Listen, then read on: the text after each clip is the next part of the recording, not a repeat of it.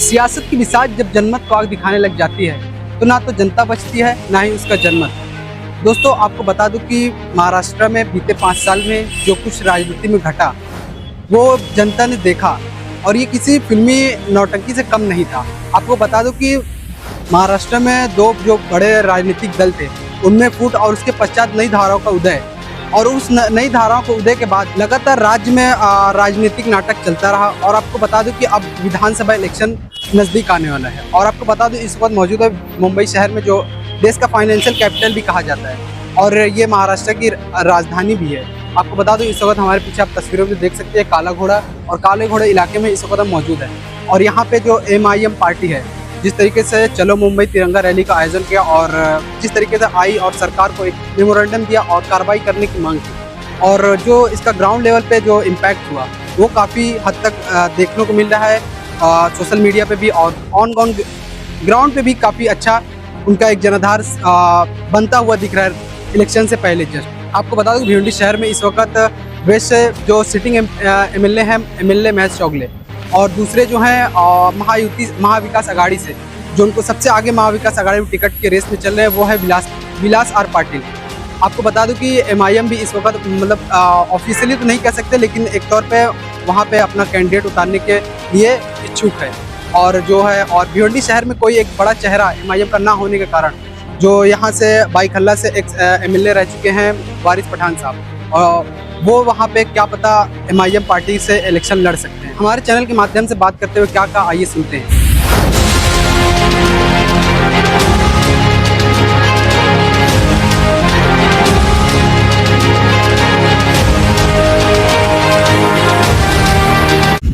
भाई सर, ये बताइए कि कुछ दिनों पहले आपने भिवंडी शहर के DCP सर से मुलाकात की तो लोगों का अनुमान ये बताया जा रहा है कि भिवंडी शहर के वेस्ट से आप वहां पर एक कैंडिडेट के लिए तौर पर वहां पे आने वाले MLA के। देखिए, भिवंडी के अंदर कुछ दिनों पहले कुछ माइनर से फसादात हुए थे जिसमें कुछ लड़कों को पुलिस ने हिरासत में लिया था, डिटेन किया था। तो वहाँ की आवाम का मुझे फ़ोन आया था, वारिस भाई ज़रा आकर थोड़ा मिलिए, बात करिए। तो मैं गया वहाँ पर, DCP साहब से मुलाकात की, सीनियर वरिष्ठों से मुलाकात की, और मैंने कहा कि जो भी है आप कानूनी कार्रवाई करिए लेकिन इम्पार्शियल इंक्वायरी होनी चाहिए। आप एक ही समुदाय को आप टारगेट मत करिए, जो भी उसके अंदर इन्वॉल्व है उसके खिलाफ आप कार्रवाई करिए। वहाँ मिला तो अब वहाँ पे लोगों से मैं मिलता हूँ जाके, क्योंकि भिवंडी में मेरे भी काफ़ी जानने पहचानने वाले लोग, और भिवंडी से मेरा पुराना राब्ता रहा है, ताल्लुकात रहे, हमारी पार्टी वहाँ से चुनाव भी लड़ चुकी। तो मैं वहाँ पे लोगों को मिला, सबसे बस खैर पूछा। तो वहाँ पे ऐसा हो गया कि वारिस भाई यहाँ से चुनाव लड़ रहे हैं क्या। आप देखिए, पहले भी मैं भिवंडी में आया हूँ काफ़ी बार, इसके पहले भी हुआ था एक मरतबा इशूज़, तब मुझे वहाँ से लोगों ने बुलाया था, मैं गया, मिला लोगों से, और हर दुख दर्द में मैं तो सबके साथ खड़ा हूँ। अल्हम्दुलिल्लाह भी देखिए चुनाव बहुत अनकरीब है। अनकरीब चुनाव में तमाम मुख्तलिफ सियासत पार्टियां हिस्सा लेने वाली है। मजलिस इत्तेहादुल मुस्लिमीन भी लड़ेगी, पूरी जोर शोर से लड़ेगी। अब वारिस पठान एक मजलिस का सिपाही है, पार्टी क्या फैसला करती है, कहाँ से मुझे लड़ाने का बोलती है, पूरा पार्टी पे डिपेंड होता है, पूरा पार्टी पे डिपेंड। अगर पार्टी बोली बाईकल्ला से लड़ो, वारिस पठान बाईकल्ला से लड़ेगा। पार्टी बोली भिवंडी से लड़ो, वारिस पठान भिवंडी से लड़ेगा। मुमरा बोले गोवंडी, जहाँ भी पार्टी फैसला करेगी कि हमको वारिस पठान को यहाँ से लड़ाना है, यहाँ से लड़ना चाहिए, तो मैं इंशाअल्लाह ताला फैसले का सम्मान करूँगा। और मगर आपके माध्यम से मैं भिवंडी की आवाम का तहे दिल से शुक्रिया अदा करना चाहता हूँ कि उन्होंने मुझे इतना प्यार मोहब्बत दे रहे हैं। वो लोग मुझे रोज़ फ़ोन आ रहे हैं मुझे भिवंडी से, तो मुझ पर भरोसा करने के लिए, मुझसे इतनी मोहब्बत जताने के लिए मैं आपका तहे दिल से शुक्रिया अदा करता हूँ कि आपने मुझे तकरीबन कम से इस लायक समझा कि हम आए भिवंडी के अंदर, वहाँ से चुनाव लड़े, ऐसा लोग बोल रहे हैं। अब पार्टी के फैसले के ऊपर है, लेकिन मैं हमेशा सबके साथ था, सबके साथ हूँ, रहूँगा। माइनॉरिटी की आवाज़, माइनॉरिटी पे जो तकलीफ़ात मुश्किलात आ रही है उसके लिए तो हमेशा से आवाज़ उठाते थे, उठाते रहेंगे इंशाअल्लाह ताला। और फिलवक्त जो देश का वातावरण चल रहा है, आप तमाम देख रहे हो, तमाम के सामने कि वातावरण किस तरह से हो रहा है कि महाराष्ट्र के चुनाव के पहले भाजपा, मैं बता रहा हूँ आपको, भाजपा को समझ में आ गया है कि महाराष्ट्र में उनकी ज़मीन उनको खिसकती हुई नजर आ रही है। पूरी तरह से डेवलपमेंट, विकास के नाम पे सरकार फेल हो गई, विफल हो गई। तो अब वो अपने पुराने जो एजेंडा है, पुराने एजेंडा पे चलेगी। गाय, गंगा, दंगा, मंदिर, मस्जिद, अब पाकिस्तान आएगा, मंगलसूत्र आएगा, घुसपैठी आएंगे, ये सारी चीजें लाकर वो लोगों के ध्यान को भटकाएगी, पोलराइज करेगी, ध्रुवीकरण की राजनीति करेगी, क्योंकि विकास के नाम पे फेल हुआ। अब उसने क्या शुरू किया, अब कुछ दिनों से, कुछ महीनों से आप हम सब देख रहे हैं, अपने नफरती चिंटुओं को छोड़ दिया। जाओ बेलगाम घोड़ों की तरह जाओ और जुबान से अनाप शनाप बकवास करो। और सबसे बड़ा पोलराइज करने का तरीका क्या है, मुसलमानों के खिलाफ बकवास करो, इस्लाम के खिलाफ अनाप शनाप बकवास करो, हुजूर की शान में गुस्ताखी करो, सियासत चमकाओ। जिसका नतीजा हमने क्या देखा, पहले आया रामगिरी। रामगिरी ने आके हमारे हुजूर मोहम्मद मुस्तफ़ा सल्लल्लाहु अलैहि वसल्लम की शान में गुस्ताखी की। गुस्ताखी की, हमने एहतजाज किया, प्रोटेस्ट किया, उसके खिलाफ FIR दर्ज करे। महाराष्ट्र राज्य के मुख्यमंत्री शिंदे साहब उसको स्टेज पे बाजू में बिठाए और शिंदे साहब ने कहा कि मैं देखता हूं रामगिरी के बाल को भी कौन कैसे हाथ लगा सकता है। तो क्या एक्सपेक्ट करेंगे, मतलब सरकार की शय में इस तरह की अनाप शनाप बकवासें की जा रही है। उसके बाद कुछ दिन नहीं गए तो आ गए छोटा चिंटू, वो छोटा चेतन, छोटा चड्डी बोलता हूं मैं उसको, क्या है वो, राणे क्या है, हाँ वो आया। अब वो भाई ने तो आके सीधा ये बोल दिया कि मुसलमानों को मस्जिद में घुसेंगे, चुन चुन के मारेंगे। ये है क्यों अल्फाज, सरकार सो रही है, कोई बोलने को, ऑब्जेक्शन लेने को तैयार नहीं। हम तो बोलते भाई देख भाई आजा, मैं मस्जिद में बैठा हूँ, जिस मस्जिद में तू बोल मैं बैठता हूँ, तू आजा। आएगा तो इंशाल्लाह तू 2 टांग पे, लेकिन जाएगा तू स्ट्रेचर के ऊपर, ये तो गारंटी है मेरी। हलवा है, मुसलमानों को मार देंगे, चूड़िया पहन के बैठे हैं क्या। देखो मुसलमान डरता किसी के बाप से नहीं है।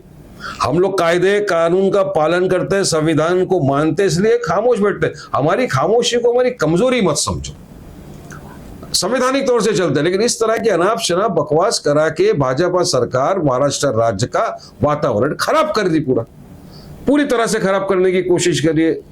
अब बोल रहे हम, अब तो कथाकथित सेक्युलर पार्टियां जो है महाराष्ट्र में, उनके मुंह में भी दही जमा हुआ है।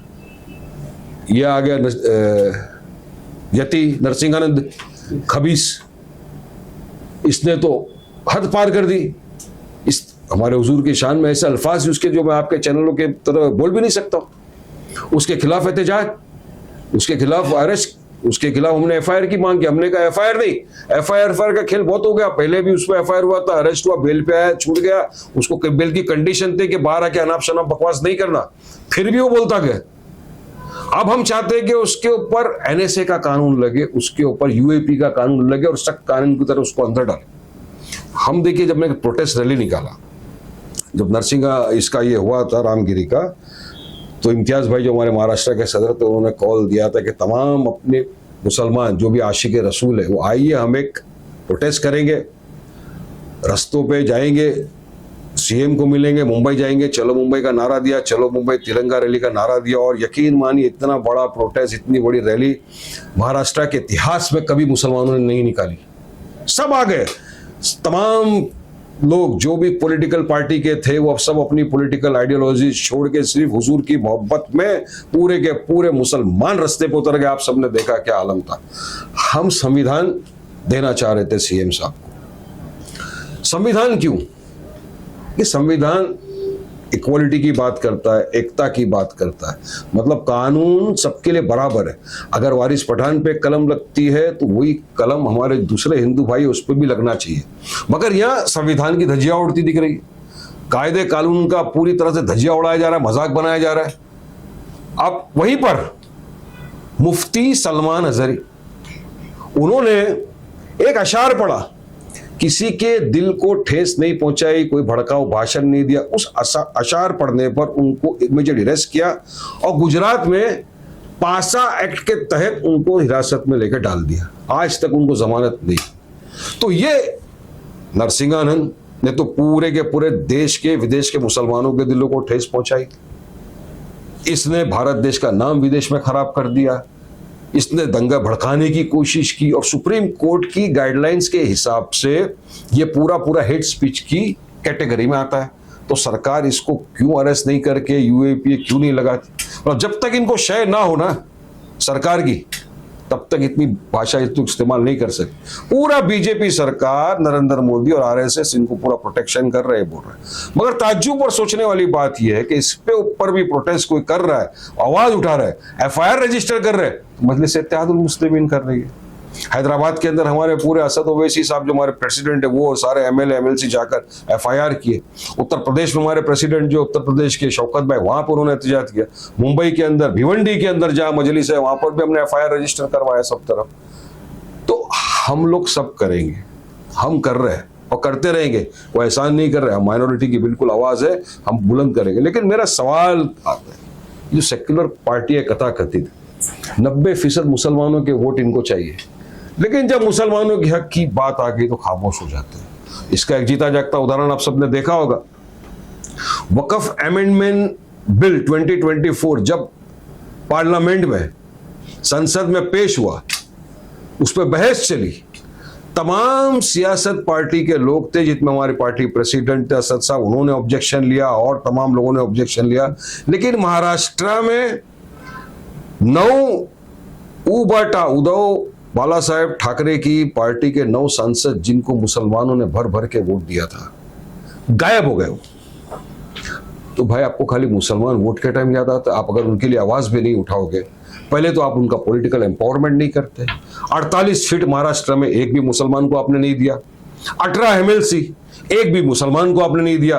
तो आप सिर्फ मुसलमानों के वोट की बात करोगे, और जब उनका काम पड़ेगा, जब उनकी तरफ से आवाज बुलंद करना होगा, जब उनकी हक की लड़ाई करना होगा, तो आप खामोश बैठ जाते हो, आप मुंह में दही जमा के बैठ जाते हो। तो ये किस तरह की राजनीति होती है? जनता जनार्दन सब देख रही है। तो आप जनता के भी दिमाग में समझ में आ गया कौन अपना कौन पराया। देखो, अपनों को जो ठुकराएगा गैरों की ठोकरें खाएगा, हमेशा याद रखना है बात। वारिस भाई, भिवंडी वेस्ट में फिलहाल अभी तक कोई एमआईएम का बड़ा चेहरा सामने नहीं आया। एक बड़ा चेहरा था पिछले साल जिस तरह से खालिद भुट्टो, वो भी अभी फिलहाल जेल में। तो क्या आपका टिकट जो है पक्का समझे भिवंडी से? ये देखिए, मैंने इसे आपको पहले ही बताया, इधर पक्का कुछ नहीं है। पार्टी है, पार्टी फैसला करती है कि वारिस पठान लड़ेंगे या कोई फलां लड़ेगा, कोई लड़े। लेकिन एक चीज यकीन मानिए, मजलिस इत्तेहादुल मुस्लिमीन लड़ेगी चुनाव, पूरी ताकत के साथ लड़ेगी। भिवंडी वेस्ट में नहीं, पूरे महाराष्ट्र के अंदर लड़ेंगे हम। अच्छी जगहों के पूरा फैसला करेंगे आला कमान कहाँ लड़ना, लेकिन लड़ेंगे। क्योंकि पिछली मर्तबा खालिद भुट्टो साहब जो लड़े थे, वहां से अच्छे वोट मिले हमको भिवंडी वेस्ट से। तो वहां पे हमारी बॉडी है, लोग वहां काम कर रहे हैं, सब मिलकर जुड़े हुए हैं। तो इंशाल्लाह ताला लड़ेंगे, वहां से जरूर लड़ेंगे चुनाव। आपको कार्यकर्ताओं ने सिर्फ भिवंडी वेस्ट के लड़ने के लिए आपको इच्छुक बताया कि कुछ भिवंडी शहर के मुद्दे भी बताए आपको? नहीं, भिवंडी शहर के मुद्दों से तो मैं वाकिफ हूँ, क्योंकि मैं देखता हूँ भिवंडी में आना जाना है मेरा, लोगों से मेल मिलाप है, वहाँ पे हमारी जो टीम है उससे भी बातचीत होती है। तो इतने बरसों से जब देखिए, आज भी अगर आप भिवंडी में चले जाओ, रस्तों की हालत आप देख लो क्या है। मैं रियल बता रहा हूँ, स्कूल की हालत है क्या है, आप देख लीजिए भिवंडी के अंदर। आज भिवंडी शहर यानी एक लूम का, पावर लूम के लिए इतना बड़ा माना जाता है मालेगांव भिवंडी। आज वहाँ का तरक्की के लिए क्या हुआ इतने बरसों में। और भिवंडी के अंदर मैं आपको एक और बात बताता हूँ, मेरा ताल्लुक भिवंडी से कैसा और क्यों मुझे वहाँ के बुजुर्ग लोग इतना मोहब्बत भी करते हैं। भिवंडी राइट का जो मसला हुआ था 1974 में, राइट हुआ था भिवंडी में, तो वहाँ पे काफी बच्चे पकड़े थे। उस वक्त वहाँ पे 2 वकील जो थे भिवंडी के अंदर, जो उनके केस लड़ रहे थे और पूरे दिलो जान से लड़ रहे थे, वो एक थे बिस्मिल्लाह खान पठान, वो मेरे चाचा थे, और एक थे यूसुफ पठान, वो मेरे वालिद थे।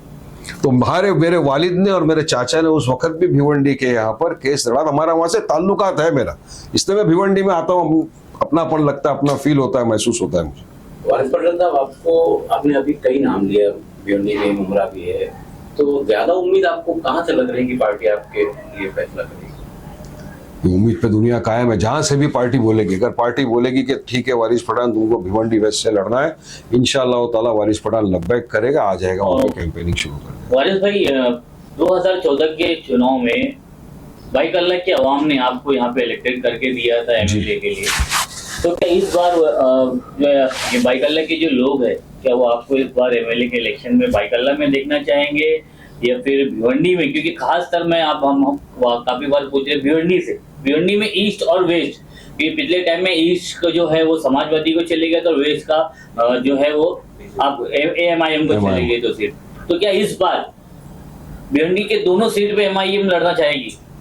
देखिए, हमने बाईकल्ला की बात निकाली तो पहले जवाब दूंगा आपकी बात का। अल्हम्दुलिल्लाह बाईकल्ला के अवाम ने बहुत मोहब्बत से नवाजा। 2014 में जब मैं आया, नया था, 16 दिन के अंदर मेरे को कैंपेन किया इलेक्शन में, वहाँ की आवाम ने मुझे 25,000 के ऊपर वोट दिए, मैं जीत गया अल्हम्दुलिल्लाह। 2019 का जब चुनाव आया तब भी बाइक अल्लाह की आवाम ने पूरी मोहब्बत ईमानदारी के साथ मेरा साथ दिया और मुझे पहले से 10,000 के करीब वोट ज़्यादा मिले। देखिए हमारे यहाँ 9,000 10,000 वोट ज़्यादा मिलना एक बहुत बड़ी बात होती है।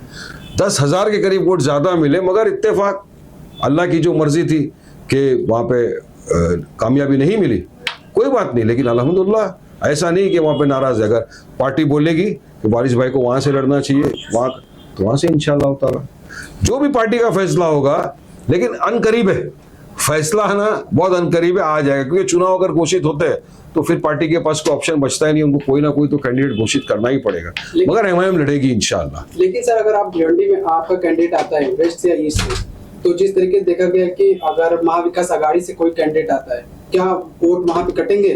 क्योंकि मुस्लिम वोट देखा गया कि जो लोकसभा इलेक्शन में हाल ही में हुआ था, जिस तरीके से मतलब सेंटर में जो कांग्रेस थी और भी जो गठबंधन सरकारें थी, लगातार मतलब संविधान बचाओ का एक नारा देके और लोग मुस्लिम वोट को साधने की कोशिश कर रहे थे, क्या वो होगा इस बार? देखिए सर, हमारा भी इरादा, इंटेंशन एम यही है, हमको संविधान को बचाना है और जो भाजपा देश में नफरत फैला रही है उनको रोकना है आगे बढ़ने से।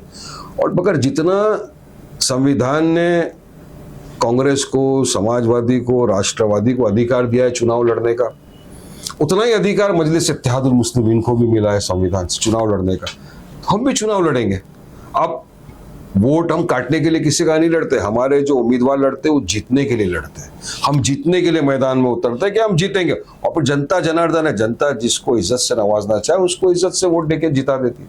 लेकिन हमने हमेशा से ये कहा हम लड़ेंगे तो ये बोलेंगे D team at C team है, बी टीम, ठीक है। हमने हमारे पार्टी के जो महाराष्ट्र के अध्यक्ष इम्तियाज भाई, उन्होंने महाविकास आघाड़ी की जो सीनियर नेता है उनके साथ बात की, उनको लेटर भी लिखा है, उनके खुद के अल्फाज है कि उनको लेटर लिखा है कि ठीक है आइए कांधे से कांधा मिलाकर साथ में लड़ेंगे, हराएंगे बीजेपी। अब इनको सोचना चाहिए, इनको आगे आके करना चाहिए कि ठीक है भाई चलिए साथ में मिलके, अगर आप मिले बहुत अच्छा, नहीं मिले तो भी हम इंशाअल्लाह ताला बहुत अच्छी तरह से चुनाव लड़ेगी मजलिस। और इस मरतबा मुझे उम्मीद है अल्लाह की ज़ात से कि इंशाअल्लाह हमको बहुत अच्छी तरह से कामयाबी मिलेगी महाराष्ट्र के चुनाव के अंदर। एक आखिरी सवाल वारिस भाई कि अगर आपका वहाँ से इलेक्शन के लिए आप वहाँ से नामजद होते हैं तो वहाँ की जनता के लिए आपका क्या पैगाम है? कि अगर वहाँ से आते हैं तो इंशाअल्लाह ताला लोगों को बुलाएंगे, लोगों को पूछेंगे, मिलेंगे, बताइए। ऊपर से तो समस्या हमको मालूम है, आपके समस्या क्या है बताइए, रोड है, स्कूल है, जो भी।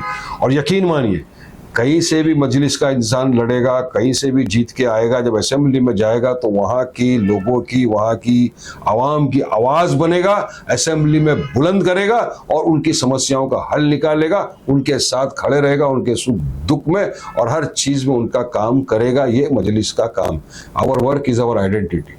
जो भी काम होगा इंशाअल्लाह ताला बखूबी अल्लाह को हाजिर नाजिर रखते हुए हम लोग असेंबली के अंदर करेंगे इंशाअल्लाह।